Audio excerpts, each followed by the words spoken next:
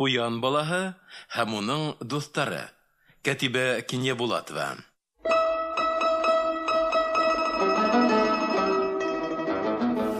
Уралып яткан Уралда, ҡалын ҡара урманда йыйылышҡан бүреләр, кәңәштәре булғанға.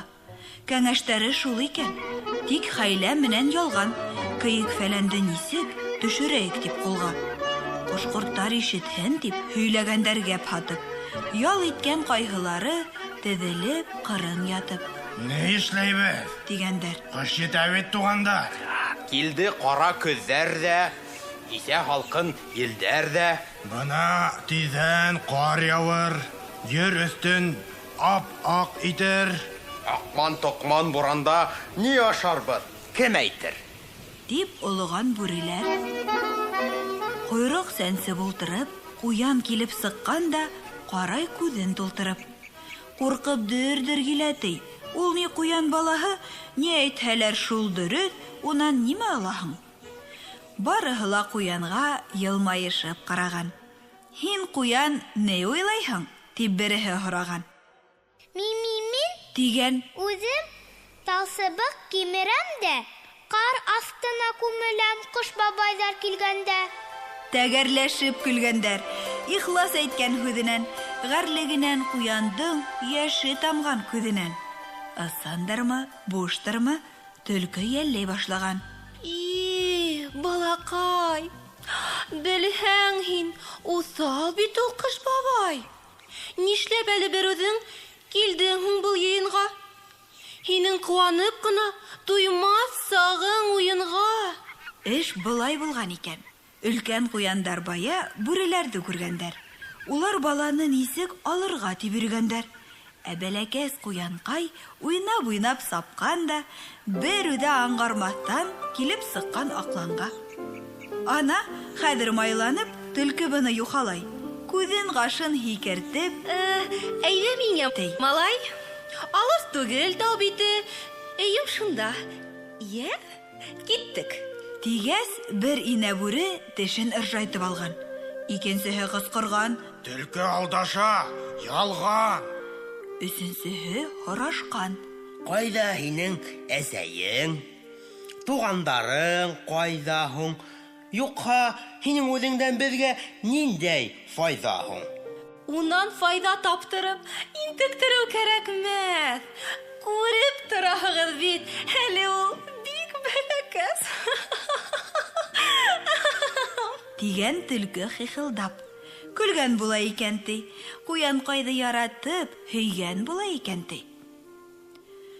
Ә ҡарт бүре хәйләне күреп тора күптәнән.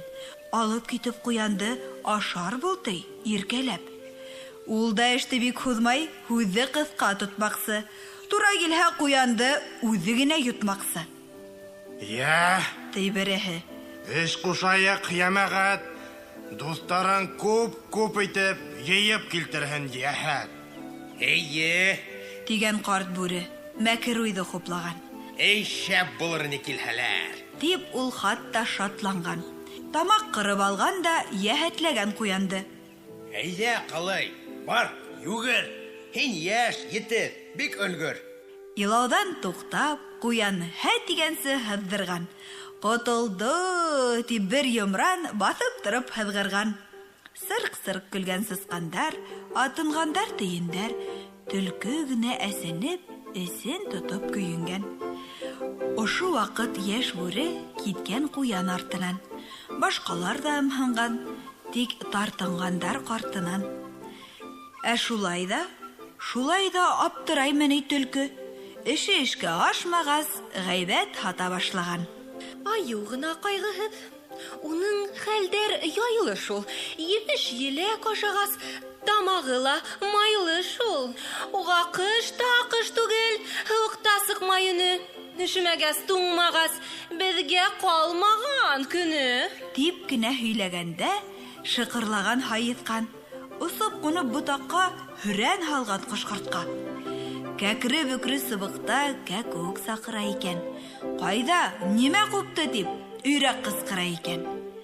Сырылдашып тургайдар шишмәлектә, таллыкта, бакылдашкан бакалар яшел зәңгәр һадлыкта.